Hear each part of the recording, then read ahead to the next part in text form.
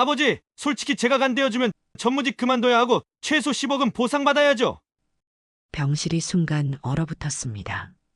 김석봉은 자신의 귀를 의심했어요. 68세에 이런 말을 들을 줄이야.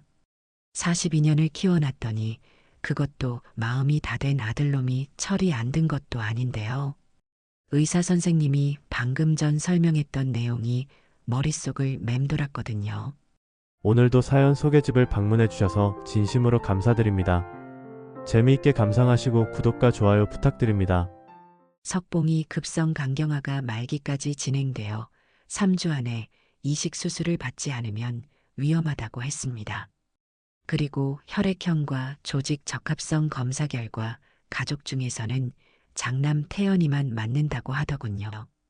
차남 지우는 의사라 의학 지식이 있어서 먼저 검사를 받았는데 적합하지 않았어요. 게다가 현재 아프리카 의료봉사 중이라 당장 귀국하기도 어려운 상황이었습니다. 그래서 마지막 희망이 42살 태연이었던 겁니다. 태연아, 아버지가 뭘 그렇게 잘못했길래. 석봉의 목이 매는 말을 태연은 잊지 못했습니다. 태연은 석봉의 표정을 보더니 비웃듯 말했어요. 아버지, 현실적으로 생각해 보세요. 저도 회사 일이 바쁘고 간 떼어내면 몇 달은 회복해야 하잖아요. 그 손실도 있고요. 10억은 적당한 가격이에요. 적당한 가격이라고요. 석봉은 속으로 분노했습니다. 내 목숨값을 장사하는 건가요? 그때 병실 문틈으로 딸 미영이 들어왔어요. 야간 근무를 마치고 온 듯 간호사복 차림이었습니다. 오빠, 뭔 소리야? 아버지가 이렇게 아픈데. 미영아, 간이식이 얼마나 큰 수술인지 너도 알잖아. 나도 목숨 걸고 하는 거라고. 미영이 눈물을 글썽이며 태연을 바라봤어요. 오빠, 그래도 아버지인데 돈을 받겠다고. 당연하지, 세상에 공짜가 어디 있어. 아버지도 이해하실 거야. 그 순간 태연이 10살 때 겨울 기억이 떠올랐습니다. 밤늦게 건설 현장에서 일하고 집에 들어가니 태연이 열을 펄펄 내며 누워 있었거든요. 아내 순자가 치매 진단받은 지 2년이 지난 후였죠. 아빠, 아파요. 그 작은 손이 석봉의 옷자락을 붙잡던 모습. 그때 석봉은 밤새 간병하며 다짐했었습니다. 이 아이들만은 절대 고생시키지 않겠다고요. 뭐든 해주겠다고 말이에요. 1980년대 내내라면 하나도 아껴가며 아이들 학비를 댔어요. 새벽에 일어나 건설 현장 일을 시작하는 것도 모자라 밤 늦게까지 부업을 했습니다. 그 모든 게 태연 때문이었죠. 딸 미영은 집안일도 돕고 뭘 하나 사달라고 할 때도 조심스럽게 말했어요. 1986년 태연이 중학교에 들어갈 때는 친구들이 명품 운동화를 신는다며 졸랐더군요. 석봉은 한 달 용돈을 아껴서 그 비싼 운동화를 사줬습니다. 그때 운동화 한 켤레가 15만 원이었는데 석봉이 건설 현장에서 사흘 종일 일해야 벌 수 있는 돈이었거든요. 고등학교 때는 컴퓨터 학원비가 필요하다며 300만 원을 달라고 했어요. 그것도 다 해줬습니다. 1990년대 초반 석봉이 운영하던 작은 건설업체 한 달 순수익이었는데 말이에요. 대학 등록금은 또 얼마나 들었는지 모릅니다. 1년에 몇백만 원씩 4년 동안 허리가 휘도록 일해서 됐어요. 그때도 태연은 아버지 고마워요. 졸업하면 꼭 효도할게요라고 했었거든요. 사회에 나가서도 마찬가지였습니다. 사업 자금이 필요하다며 5천만 원을 빌려달라고 했을 때도 그랬어요. 석봉이 작은 건물 담보로 대출받아서 줬습니다. 그 돈으로 태연은 작은 무역회사를 차렸고 지금의 중견 건설회사로 키워낸 거였어요. 그런데 이제 와서 내 목숨값으로 10억을 달라고요. 태연아, 그 돈을 아버지가 어디서 구하겠니? 그건 아버지가 알아서 하세요.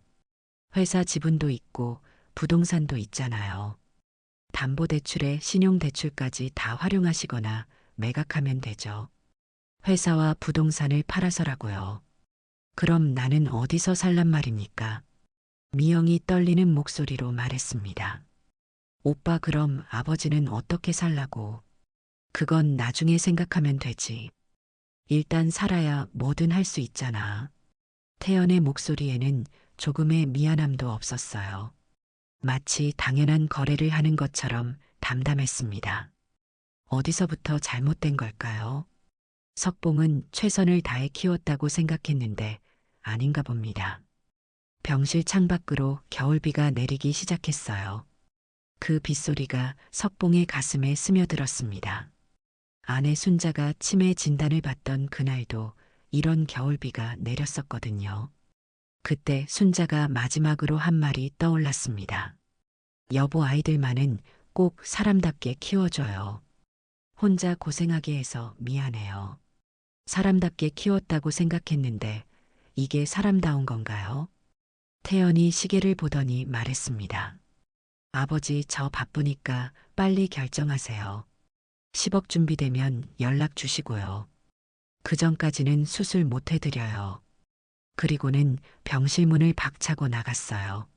미영이 따라가려다 멈춰서 석봉의 손을 꼭 잡았습니다. 아버지, 걱정하지 마세요. 다른 방법을 찾아볼게요. 하지만 석봉은 알고 있었어요. 혈액형도 맞지 않는 다른 사람에게서 급하게 간을 구한다는 게 얼마나 어려운 일인지 말이에요. 병실에 혼자 남겨진 석봉은 천장을 바라보며 눈물을 삼켰습니다. 42년을 키워놨더니 내 목숨값이 10억이라고 하는군요. 그때 복도에서 익숙한 목소리가 들렸어요. 미영아, 아버님 상태가 어떠신지. 사위 민호였습니다. 태연의 중학교 후배였던 그 아이가 미영과 결혼한 지도 벌써 15년이 되었거든요. 그 아이가 병실 앞에서 미영과 무슨 이야기를 나누고 있었어요. 정말 이렇게 죽어야 하는 건가요? 42년을 키운 아들이 돈을 받아야 간을 내준다니 이런 일이 있을 수 있나요? 창밖에 비가 더 세차게 내렸습니다. 복도에서 들리던 민호의 목소리가 점점 가까워졌어요. 병실 문이 조심스럽게 열리더니 민호가 고개를 내밀었습니다. 아버님, 들어가도 될까요? 그래, 들어와. 민호가 병실로 들어오는 모습을 보니 마음이 한결 편해졌습니다. 그 아이는 언제나 그랬어요. 차분하고 예의 바른 모습이 태연과는 정반대였거든요. 아버님 상태가 어떠세요? 미영한테 들었는데. 미영이 민호 옆에 서서 눈물을 훔쳤어요. 아마 복도에서 태연이 한 말을 다 이야기했나 봅니다. 태연이 무슨 말을 했는지 다 알고 있는 눈치였습니다. 별거 아니야, 걱정하지 마라. 하지만 사위 민호의 표정은 심각했어요. 아버님, 태연이가 정말 그런 말을 했나요? 10억을 달라고요. 석봉은 고개를 끄덕였습니다. 말로 하기가 부끄러웠거든요. 내가 키운 아들이 그런 말을 했다는 게 말이에요. 민호가 잠시 침묵하더니 조심스럽게 입을 열었습니다. 아버님, 제가 검사 받아보면 안 될까요? 뭐라고? 석봉은 깜짝 놀랐어요. 미영도 놀란 표정으로 민호를 바라봤습니다. 아버님, 저도 혈액형이 같거든요. 혹시 조직 적합성도 맞을지 모르잖아요. 검사라도 받아보겠습니다. 야, 민호야, 너는 남이잖아.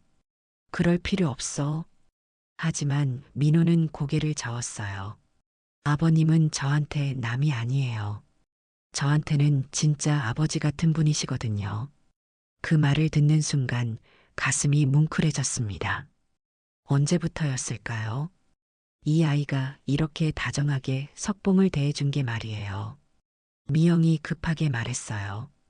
여보, 일단 검사는 해보겠지만 후회 안 하겠어요. 간이식이 얼마나 큰 수술인데. 미영아, 나도 알아. 하지만 아버님이 이런 상황인데 가만히 있을 수는 없잖아. 석봉은 민호의 손을 잡았습니다. 민호야, 고마운 마음은 알겠지만 안 돼. 너까지 위험해질 수는 없어. 아버님, 저는 괜찮아요. 젊으니까 회복도 빠를 거고요. 그때 문득 민호와 처음 만났던 날이 떠올랐어요. 2008년 겨울이었죠. 태연이 대학교 1학년 때였습니다. 그날도 이렇게 추운 겨울이었어요. 태연이 학교에서 돌아오는데 낯선 아이를 데리고 왔더군요. 키도 크고 말랐는데 옷도 너무 얇게 입고 있었습니다. 아버지, 이 친구 민호예요. 고아원에서 살고 있는데 정말 착해요. 제가 길에서 골목에서 삥 뜯기려는 걸 도와줬어요. 그때 민호의 얼굴을 보니 얼마나 어려운 환경에서 살고 있는지 알 수 있었어요. 볼이 패이고 손도 거칠었거든요. 고마워라. 그럼 우리 집에서 밥 먹고 가라. 감사합니다, 아저씨. 민호가 그렇게 작은 목소리로 인사하던 모습이 아직도 생생해요. 그때부터였습니다. 그 아이가 석봉의 집에 자주 오게 된 게 말이에요. 처음에는 태연의 친구라서 석봉의 집에 왔어요. 하지만 자꾸 보다 보니 민호가 정말 성실한 아이라는 걸 알게 됐습니다. 태연이 민호 덕분에 책상에 앉아서 숙제를 하더군요. 태연이 게임하고 놀 때도 민호는 책을 읽었어요. 석봉은 아예 매월 용돈을 주기 시작했습니다. 그때 5만 원을 줬는데 민호가 처음엔 놀라서 안 받으려고 하다가 그 돈을 받을 때마다 고맙습니다, 아저씨. 꼭 갚을게요라고 했어요. 갚을 게 뭐가 있어. 열심히 공부만 해라. 그렇게 6년 동안 민호를 돌봤습니다. 대학교 6년 말이에요. 옷도 사주고 밥도 먹이고 명절에는 용돈도 따로 챙겨줬어요. 민호가 대학교를 졸업할 때였어요. 대학원은 못 간다고 하더군요. 성적은 좋았는데 경제적으로 어려웠거든요. 아저씨 6년 동안 정말 감사했습니다. 평생 이 은혜 못 잊을 거예요. 졸업식장에서 민호가 눈물을 흘리며 인사하던 모습. 그때 석봉도 마음이 아팠어요. 더 도와주고 싶었지만 태연의 결혼 자금도 마련하기 어려운 상황이었거든요. 그 후로 민호는 취직을 해서 살았습니다.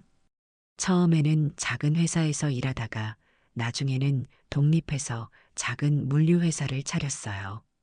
트럭 한 대로 시작해서 지금은 제법 큰 회사를 운영하고 있죠. 그리고 2015년 그 사건이 있었어요. 간호사인 미영이 야간 근무를 마치고 집에 오던 길에 취객한테 쫓겨서 위험한 상황에 처했을 때 민호가 나타나서 구해줬거든요. 미영아, 괜찮아.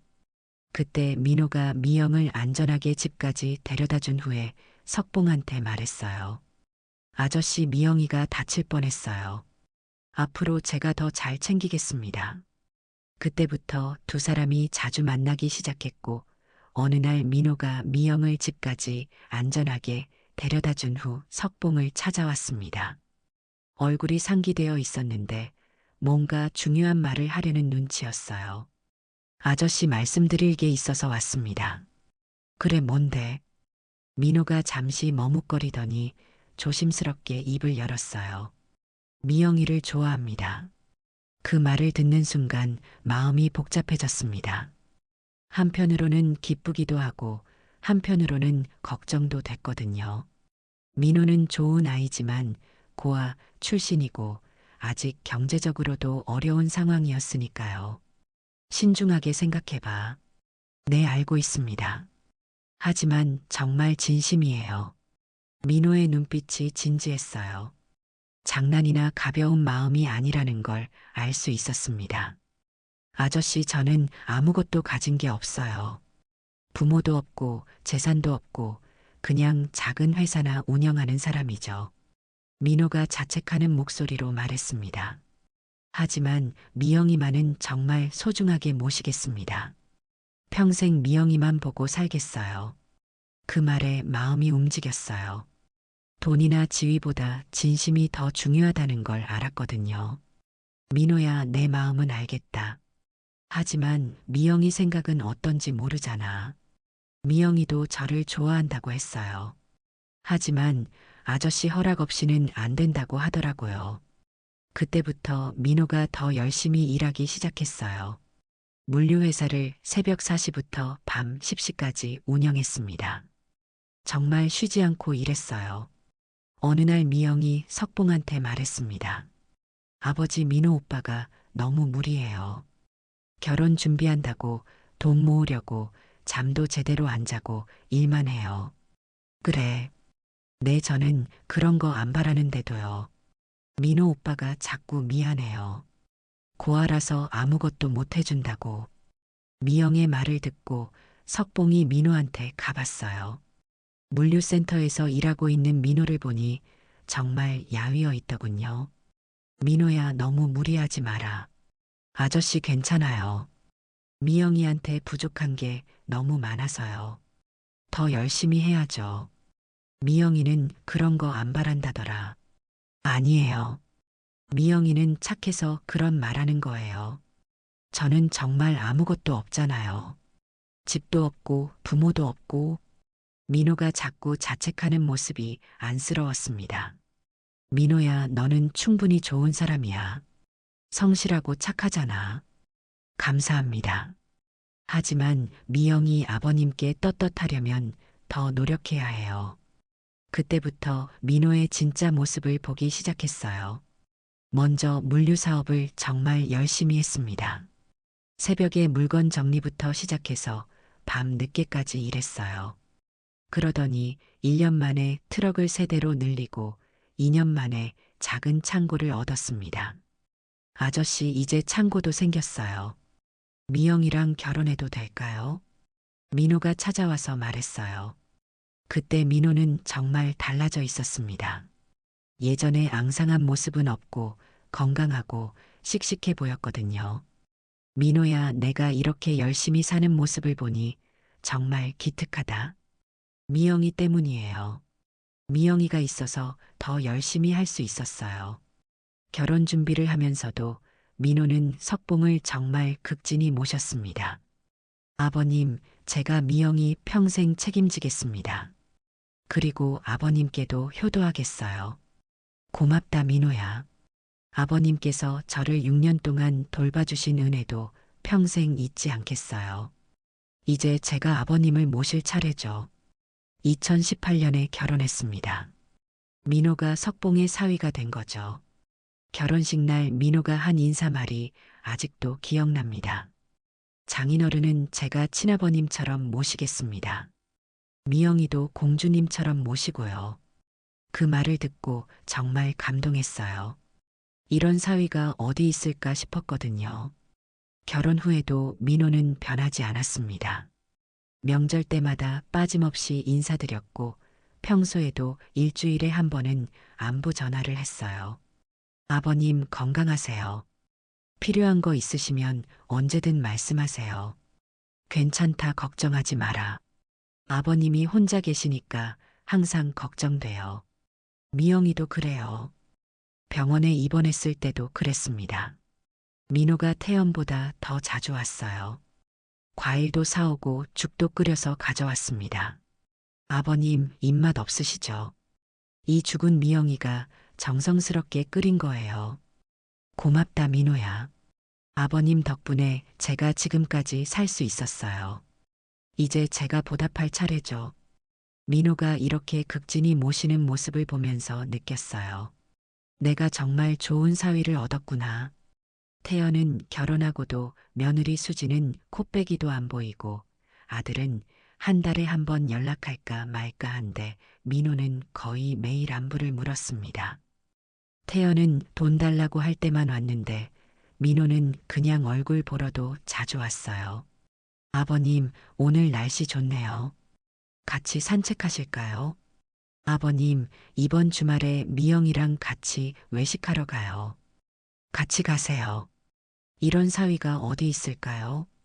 친아들보다 더 잘하는 사위 말이에요. 그런 민호가 지금 석봉을 위해 자기 몸을 내놓겠다고 하고 있습니다.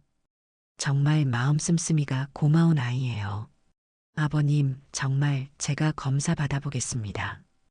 혹시라도 맞으면 기꺼이 도와드릴게요. 민호의 간절한 눈빛을 보니 마음이 복잡해졌어요. 42년 동안 키운 친아들은 10억을 달라고 하는데 학창시절 밥 먹이고 용돈 줬을 뿐인 사위는 자기 몸을 내놓겠다고 하니 말이에요.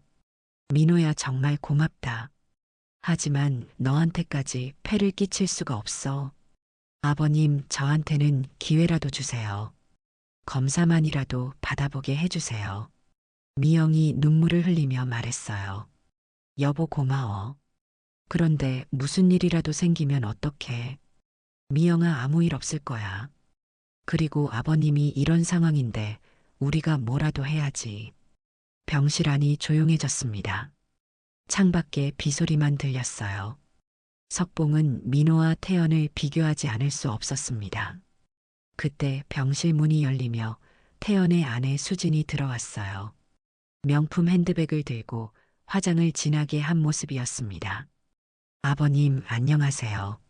수진이 형식적으로 인사했어요. 태연이는 어디 갔니? 회사 일로 급하게 나갔어요. 아 그래. 수진이 민호를 보더니 차가운 시선으로 말했어요. 민호 씨도 오셨네요. 뭔 일로요?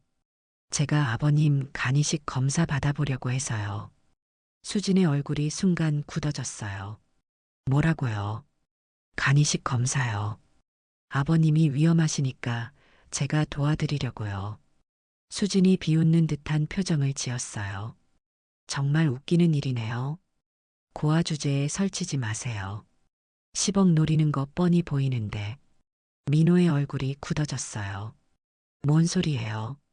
저는 그런 게 아닌데요. 그런 게 아니라고요. 그럼 뭐예요? 공짜로 해주겠다는 거예요. 아버님을 정말 도와드리고 싶어서요. 수진이 큰 소리로 웃었어요. 세상에 공짜가 어디 있어요. 분명히 꿍꿍이가 있을 거예요. 미영이 화가 나서 말했어요. 언니 남편이 뭘 잘못했다고 그래요?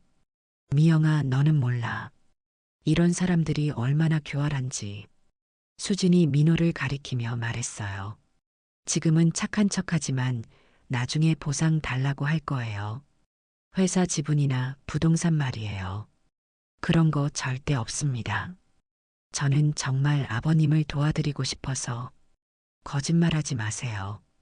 고아원 출신이 뭘 안다고.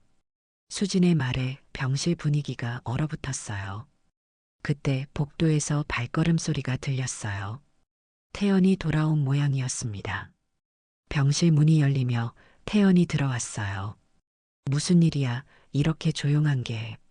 수진이 태연에게 다가가며 말했어요. 여보 민호 씨가 간이식 하겠다고 해요. 뭐라고? 태연의 얼굴이 순간 일그러졌어요. 야, 김민호.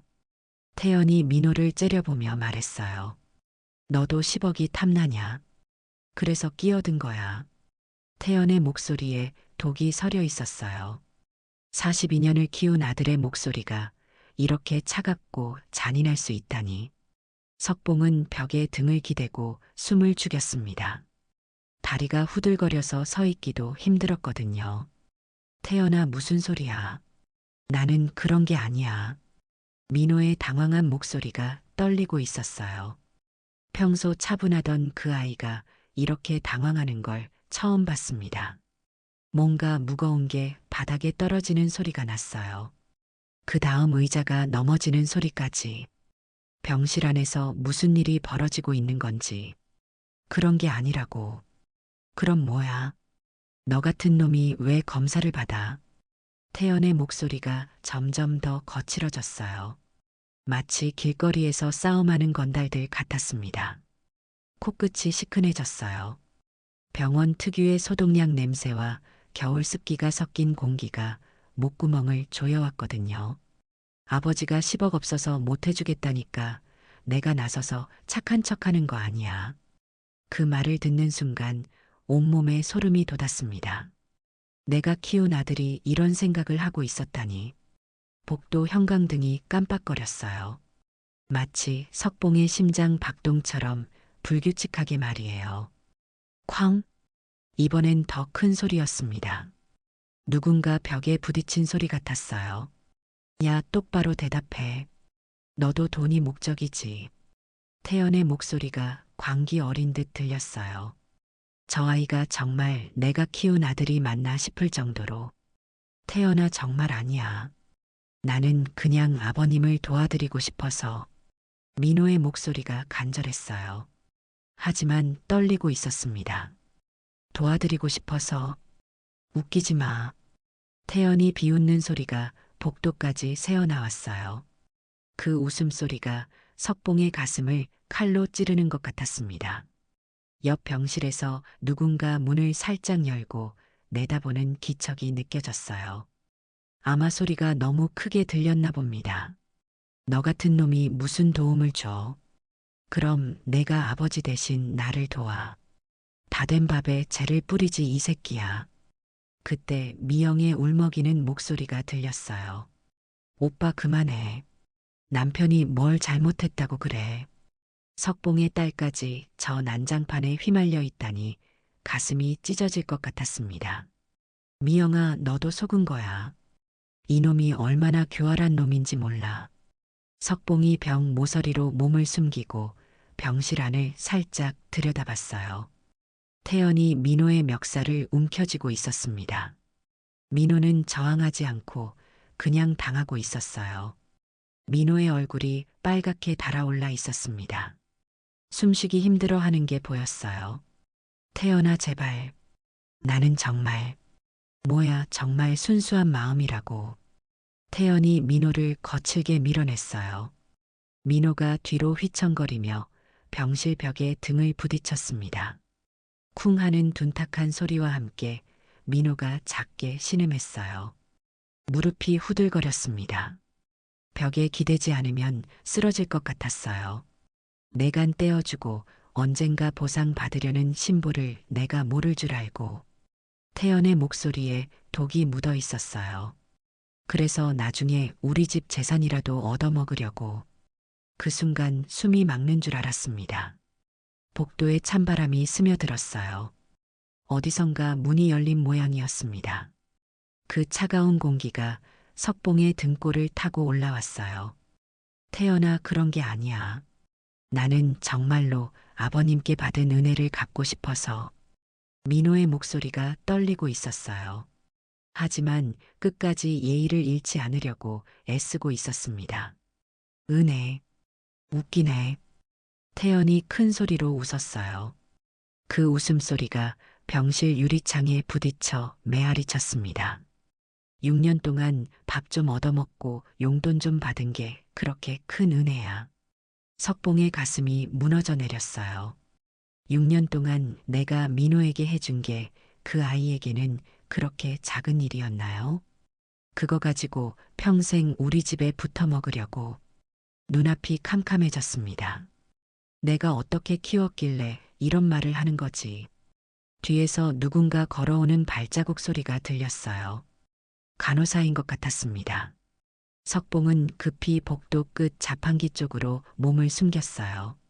저기 너무 시끄러운데요. 다른 환자들이 불편해하세요. 간호사가 병실 문을 두드리며 말했습니다. 아, 죄송합니다. 조용히 할게요. 미영의 목소리였어요. 그 아이가 대신 사과하고 있었습니다. 간호사가 지나간 후 병실 안이 잠시 조용해졌어요. 하지만 그 조용함이 오히려 더 무서웠습니다. 김민호. 태연이 낮은 목소리로 말했어요. 오히려 이게 더 위협적으로 들렸습니다. 우리끼리니까 진짜 솔직히 말해봐. 너 우리 아버지 죽으면 유산 좀 받을 생각 있지. 그 말을 듣는 순간 온몸에 힘이 빠졌어요. 벽에 손을 짚고서야 간신히 서 있을 수 있었습니다. 그래서 목숨을 구해준 은인 행세하려는 거지. 나랑 5억씩 하자. 민호가 아무 대답을 못하고 있었어요. 너무 어이없어서 할 말이 없었나 봅니다. 목구멍이 타들어가는 것 같았어요. 입안이 바짝 말라서 침도 넘어가지 않았습니다. 태연아, 제발 그런 말하지 마. 나는 정말 그런 마음이 아니야. 민호의 간절한 목소리가 들렸어요. 그럼 뭐야? 내가 뭐라고 우리 아버지한테 간을 줘. 탁! 뭔가 던지는 소리가 났어요. 아마 태연이 뭔가를 집어던진 모양이었습니다. 너 같은 놈이 무슨 자격으로. 가슴이 터질 것 같았어요. 이렇게 고마운 민호를 왜 이렇게 대하는 거지? 석봉은 화장실로 몸을 피했습니다. 더 이상 들을 수가 없었거든요. 화장실 거울에 비친 석봉의 얼굴은 새하얗게 질려 있었어요. 눈가는 벌겋게 충혈되어 있었고 입술은 파르르 떨리고 있었습니다. 수도꼭지를 틀어 찬물로 얼굴을 적셨어요. 하지만 가슴속 타오르는 분노와 절망은 가라앉지 않았습니다. 거울 속 석봉의 모습을 보니 한순간에 늙어버린 것 같았어요. 하루 만에 10년은 늙은 것 같았습니다. 순자야. 저도 모르게 아내 이름을 불렀어요. 목소리가 쉬어서 제대로 나오지 않았습니다. 내가 뭘 잘못했을까? 태연을 어떻게 키웠길래? 화장실 타일에 눈물이 떨어졌어요. 차가운 바닥에 떨어진 눈물이 작은 물웅덩이를 만들었습니다. 이게 사람답게 키운 결과인가? 손으로 입을 막고 소리 없이 울었어요. 목구멍이 메어와서 숨쉬기가 힘들었습니다. 42년. 42년을 키워놨더니 이런 결과가 나오다니. 반면 학창시절 잠깐 도와준 고아 사위 민호는 자기 목숨을 내놓겠다고 하고 있어요. 세상이 뒤바뀐 것 같았습니다. 석봉이 지금까지 믿고 살아온 모든 게 거짓말 같았어요. 살아온 세월이 서럽고 창피했어요. 화장실에서 한참을 울었습니다. 68평생 이렇게 절망스러웠던 적이 없었어요. 화장실에서 나와 병실로 돌아가는 길에 복도가 조용해져 있었습니다. 아까 그 소라는 어디 갔는지 정적만이 감돌았어요. 하지만 그 조용함이 오히려 더 무거웠습니다. 병실 문 앞에 섰는데 안에서 낮은 대화 소리가 들렸어요. 태연은 이미 가고 없었고 미영과 민호만 남아있는 것 같았습니다. 문을 열고 들어갔더니 민호가 병실 의자에 앉아 있었어요. 얼굴이 상기되어 있었고 목 부분이 빨갛게 되어 있었습니다. 아까 태연이 멱살을 잡았던 흔적이었어요. 아버님, 민호가 일어서며 조심스럽게 말했습니다. 목소리가 평소보다 쉬어 있었어요. 민호야, 괜찮니? 네, 괜찮습니다. 하지만 괜찮지 않다는 게 한눈에 보였어요. 손이 미세하게 떨리고 있었거든요. 미영이 눈가를 닦으며 일어났습니다. 아버지, 오빠가 너무 심했어요. 미영아, 남편은 정말 아버지를 위해서 하는 건데 왜 저렇게까지. 미영이 울먹이는 목소리였어요. 석봉의 가슴도 다시 아파왔습니다. 아버님, 괜찮습니다. 태연이도 많이 당황해서 그런 거예요. 민호가 오히려 태연을 감싸주고 있었어요. 이런 상황에서도 말이에요. 그때 병실 문이 열리며 의사 선생님이 들어오셨습니다. 손에 서류를 들고 계셨어요. 김석봉 씨, 아까 말씀드렸죠. 더 정밀한 검사까지 모든 검사 결과가 나왔습니다. 심장이 떨어지는 것 같았어요. 결정적인 순간이 온 거였습니다. 민호 씨 검사 결과가 정말 완벽합니다. 조직 적합성이 99% 일치해요. 이런 경우는 정말 드물죠. 의사 선생님의 밝은 표정을 보니 안도감이 들었어요. 하지만 한편으로는 더 복잡해졌습니다. 혈액형은 물론이고 간 크기와 혈관 구조까지 모든 조건이 완벽하게 맞습니다. 미영이 고개를 끄덕였어요. 그럼 수술이 가능한 건가요? 네, 충분히 가능합니다.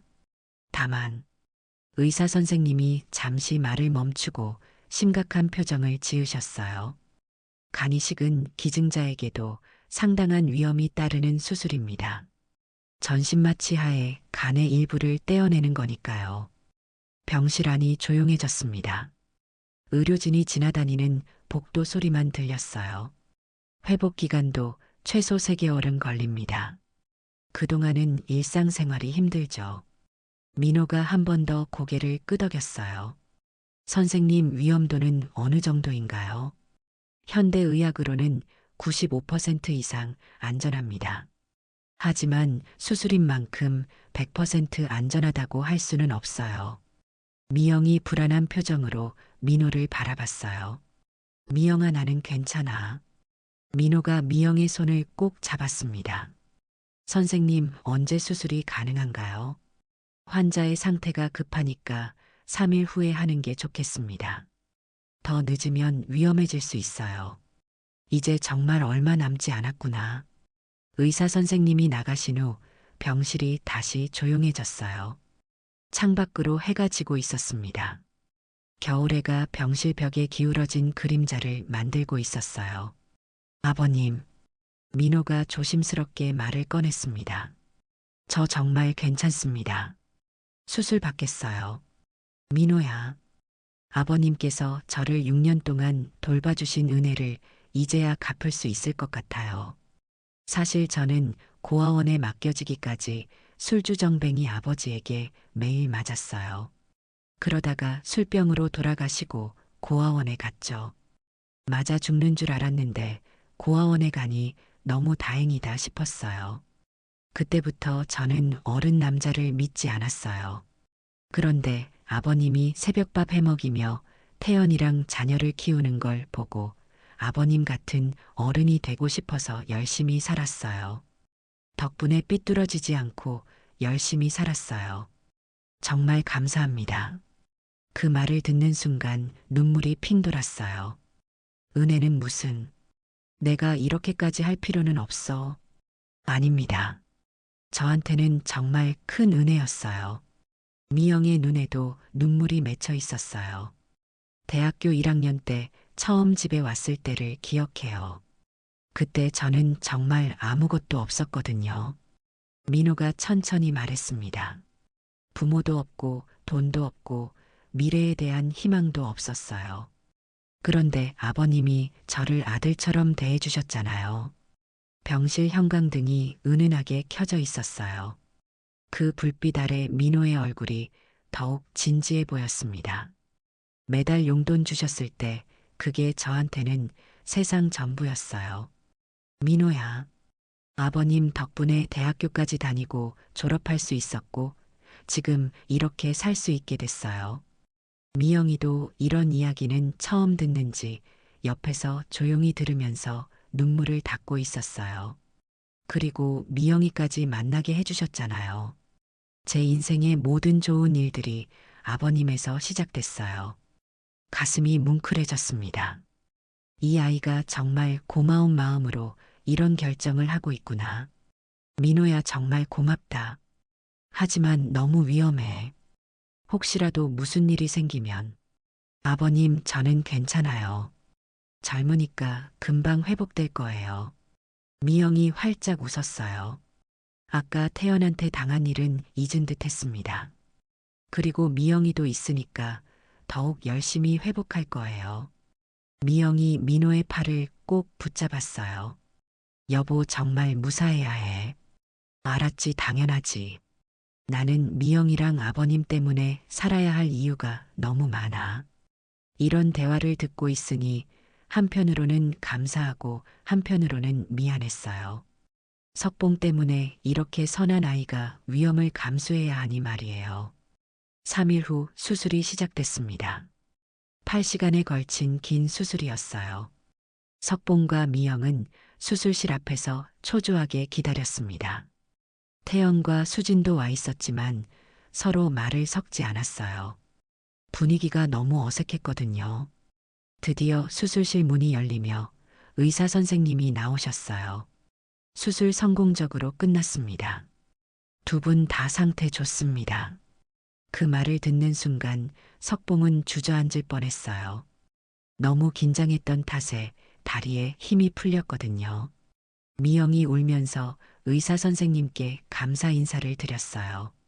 선생님, 정말 감사합니다. 이제 회복만 잘하시면 됩니다. 중환자실에서 깨어난 석봉은 옆 침대에 누워있는 민호를 바라봤어요.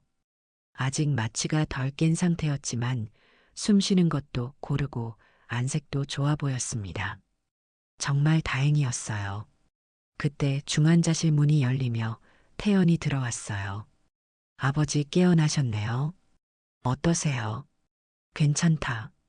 민호는 어때? 아직 깨어나지 않았지만 상태는 좋다고 해요. 그래, 다행이다. 태연이 형식적으로 말했어요. 하지만 그 말도 진심이 아니라는 걸 알 수 있었습니다. 아버지, 그런데 말씀드릴 게 있어서요. 뭔데? 회사 일인데요.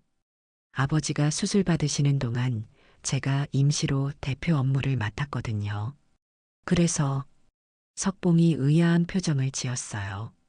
변호사랑 상의해서 당분간 제가 회사를 맡는 게 좋을 것 같다고 하더라고요.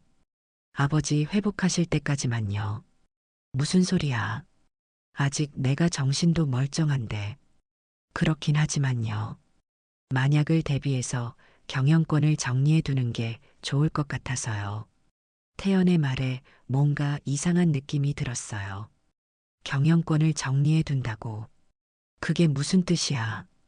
아버지 이미 서류 작성했어요. 임시 경영권 이양 서류요. 뭐라고? 석봉이 벌떡 일어나려 했지만 수술 후라 몸에 힘이 없었어요. 언제 그런 서류를? 아버지가 의식 없으실 때요. 의식 없을 때라고. 그게 무슨 말이야? 응급 상황이니까 가족 동의로 처리할 수 있다고 하더라고요. 변호사가 모든 걸 처리했어요. 석봉은 믿을 수 없었어요. 내가 수술 받는 동안 이런 일이 벌어졌다니. 그때 중환자실 문이 열리며 수진이 들어왔어요. 아버님 어떠세요? 수진이 가짜 웃음을 지으며 인사했어요. 너희가 뭘 한 거야? 뭘 했다는 게 아니에요. 그냥 회사 업무를 정리한 것뿐이에요. 정리를 했다고. 네, 이제 회사는 태연이가 맡고요. 아버님은 편히 쉬시면 돼요. 수진의 말에 석봉의 분노가 치밀어 올랐어요. 그리고 민호 씨한테는 감사금을 드려야겠어요. 얼마나? 1억 정도면 충분하죠. 간이식까지 해줬는데 1억이라고. 네, 적지 않은 돈이에요. 그렇게 생각하시면 안 되죠. 석봉은 어이가 없었어요. 목숨을 구해준 사람한테 1억이라니. 그때 옆 침대에서 작은 신음소리가 들렸어요. 민호가 깨어나고 있었습니다. 민호야. 석봉이 조심스럽게 불렀어요. 민호가 천천히 눈을 떴어요. 아버님. 목소리가 약했지만 의식은 또렷했습니다. 괜찮니? 네, 괜찮습니다. 민호가 미소를 지었어요. 아버님도 수술 잘 끝나셨나 봐요. 그래, 덕분이야. 정말 고맙다. 민호 씨. 수진이 민호에게 다가가며 말했어요. 정말 감사해요. 그래서 감사 표시를 하려고 해요. 1억 정도 드리면 될까요? 민호가 어리둥절한 표정을 지었어요. 1억이요. 네, 적지 않은 돈이죠. 아니에요. 저는 돈을 받으려고 한 게 아닌데요. 그래도 받으셔야죠. 간이식까지 해주셨는데. 수진이 마치 큰 호의를 베푸는 것처럼 말했어요. 정말 괜찮습니다. 저는 아버님을 도와드리고 싶어서 한 거예요. 그래도 1억은 받으세요. 그것도 감사해 해야 하는 거 아니에요. 수진의 말에 석봉의 얼굴이 굳어졌어요. 태연이 수진 옆에 서서 말했어요. 민호야, 고마운 건 고마운 거지만 이제 각자 살 길을 찾아야지. 무슨 뜻이에요? 회사는 이제 내가 맡게 됐어. 아버지도 동의하셨고. 언제 내가 동의했어? 아버지 서류에 도장 찍혀 있어요. 내가 언제 도장을 찍었어? 의식 없으실 때 응급 상황이라 대신 처리했어요.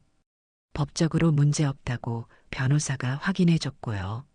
석봉은 분노로 온몸이 떨렸어요. 이런 배신이 있을 수 있나? 그럼 아버지는 어떻게 살라고? 집은 그대로 두겠어요. 용돈도 드릴 거고. 용돈이라고. 네, 한 달에 200만 원 정도요. 충분하죠. 석봉은 어이가 없었어요.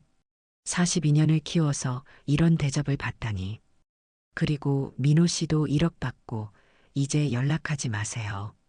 가족 일에 끼어들지 말고요. 수진의 말에 민호가 당황했어요. 저희가 뭘 잘못했나요? 잘못한 건 없어요.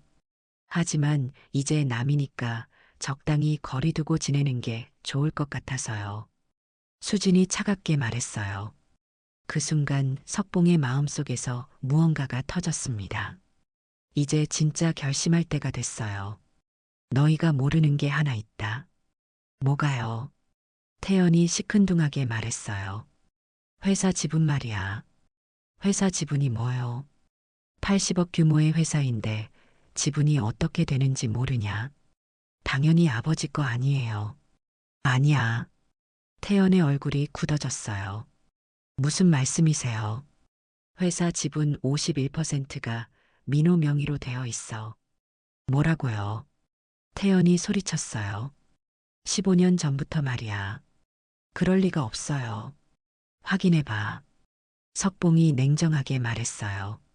태연이 급하게 휴대폰을 꺼내 변호사에게 전화했어요. 변호사님, 회사 지분 확인 부탁드려요. 지금 당장요. 잠시 후 태연의 얼굴이 새하얗게 변했어요. 그럴 수가. 어떻게 이런 일이. 진짜였구나. 수진이 태연의 휴대폰을 빼앗으며 소리쳤어요. 말도 안 돼요. 언제 그런 일이. 2008년이야. 민호를 처음 만난 그 해. 석봉이 차분하게 말했어요. 왜 그런 짓을 했어요? 민호가 진짜 아들 같았거든. 너희보다 훨씬. 석봉의 말에 태연이 벽에 주저앉았어요. 그럼 80억이 다 민호 거야. 이제 민호가 사장이고 너는 직원이지. 태연의 입이 벌어졌어요. 말이 나오지 않았습니다. 아버님, 민호가 놀란 목소리로 말했어요. 저는 몰랐어요. 이런 일이 있었다는 걸. 알았으면 받지 않았을 거야. 하지만 이제 내 거야. 15년 전부터 계획한 일이거든. 석봉의 말에 중환자실이 조용해졌어요. 수진이 바닥에 주저앉으며 울기 시작했어요. 15년 전 민호를 처음 봤을 때부터 생각했어. 이 아이야말로 진짜 내 아들이라고. 태연은 돈만 밝히고 수진은 아무것도 안 하고. 하지만 민호는 달랐지. 성실하고 착하고 예의 바르고. 석봉이 태연을 바라보며 말했어요. 너는 42년 동안 나한테 뭘 해줬니? 돈 달라고 할 때만 왔고 결혼하고 나서는 더 멀어지고. 하지만 민호는 달랐어. 결혼하고 나서도 계속 나를 챙겨줬지. 진짜 아들처럼. 그래서 진짜 아들로 만들어준 거야. 법적으로도 말이지. 태연이 완전히 무너졌어요. 머리를 감싸쥐고 흐느껴 울었습니다. 수진이 민호에게 달려가며 소리쳤어요. 당신이 뭐라고 우리 회사를 가져가요. 우리 회사가 아니야. 애초에 민호 회사였어. 석봉이 냉정하게 말했어요. 15년 전부터 지분 이전 서류는 다 준비되어 있었거든. 너희가 모르고 있었을 뿐이지. 민호야. 석봉이 민호를 바라보며 말했어요. 이제 정말 내 아들이야. 법적으로도 경제적으로도. 회사 잘 부탁한다. 아버님. 민호의 눈에 눈물이 맺혔어요. 감사합니다. 정말 감사합니다. 하지만 제가 감당할 수 있을까요? 할 수 있어. 15년 동안 지켜봤거든. 너는 충분히 할 수 있는 아이야. 석봉의 말에 민호가 고개를 끄덕였어요. 최선을 다하겠습니다. 아버님의 기대에 부응하도록. 태연과 수진은 이제 완전히 절망에 빠져 있었어요. 80억이 한순간에 날아간 거니까요. 6개월이 지났습니다. 석봉과 민호 모두 완전히 회복됐어요. 민호는 회사를 훌륭하게 경영하고 있었습니다. 직원들 복지를 대폭 개선하고 작업 환경도 좋게 만들었어요. 석봉은 매일 아침 신문을 보며 민호가 경영하는 회사 소식을 확인했습니다. 정말 자랑스러웠어요. 태연은 회사에서 일반 직원으로 다시 시작했어요.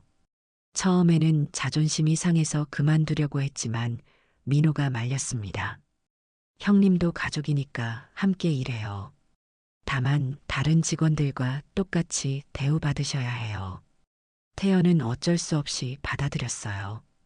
달리 갈 곳도 없었거든요. 수지는 명품 쇼핑을 그만두고 작은 옷가게를 차렸어요. 예전처럼 사치스럽게 살 수는 없었지만 그래도 성실하게 살려고 노력했습니다. 가끔 석봉이 보기에도 많이 달라진 것 같았어요. 사람이 어려움을 겪으면 변하는 모양이었습니다. 어느 날 아침 민호가 석봉을 찾아왔어요. 얼굴에 특별한 미소를 띠고 있었습니다. 아버님, 좋은 소식이 있어요. 뭔데? 미영이가 임신했어요. 석봉의 얼굴이 환해졌어요. 정말이냐? 네, 벌써 12주예요. 석봉은 눈물이 핑 돌았어요. 내가 할아버지가 되는구나. 민호야, 정말 고맙다. 아버님 덕분에 이런 행복까지 누리게 되었어요. 아니야, 너희가 잘해서 그런 거지. 그때 미영이가 들어왔어요. 아버지 들으셨어요. 할아버지 되시는 거예요. 그래, 정말 기쁘다. 석봉이 미영의 손을 잡으며 말했어요. 고생 많았다, 딸아. 아니에요, 아버지. 오히려 저희가 감사하죠. 이렇게 좋은 가정을 꾸릴 수 있게 해주셔서. 미영의 말에 석봉의 마음이 따뜻해졌어요. 그때 현관문이 열리는 소리가 났어요. 태연이 퇴근하고 온 모양이었습니다. 태연이 거실로 들어오더니 조심스럽게 인사했어요. 아버지, 안녕하세요. 그래, 들어와. 석봉이 담담하게 말했어요. 태연은 예전과 많이 달라져 있었어요. 오만한 모습은 사라지고 겸손해 보였습니다. 회사에서 일반 직원으로 일하면서 많은 걸 깨달은 모양이었어요. 민호 덕분에 좋은 경험하고 있어요. 일이 이렇게 힘든 줄 몰랐어요. 그래, 이제야 알겠구나. 네, 정말 죄송해요, 아버지. 그동안 너무 철없이 굴었어요. 태연의 목소리에 진심이 담겨 있었어요. 이제라도 깨달으면 다행이지. 앞으로 열심히 살아라. 네, 그러겠어요. 회사에서도 인정받을 수 있도록 노력하겠어요. 그때 수진도 들어왔어요. 예전의 도도한 모습은 없고 수수한 옷차림이었습니다. 아버님, 안녕하세요. 그래, 수고했구나. 가게 일은 어때? 처음에는 힘들었는데 이제 적응됐어요. 손님들도 많이 오시고 수진도 많이 변한 것 같았어요. 아버님, 그동안 정말 죄송했어요. 너무 버릇없이 굴었어요. 수진이 고개를 숙이며 말했어요. 이제라도 정신 차리면 되지. 열심히 살아라. 네, 그러겠어요. 민호 씨한테도 많이 배우고 있어요. 일하는 게 뭔지 이제야 알겠어요. 석봉은 가족들이 모두 모인 모습을 보니 마음이 편안해졌어요.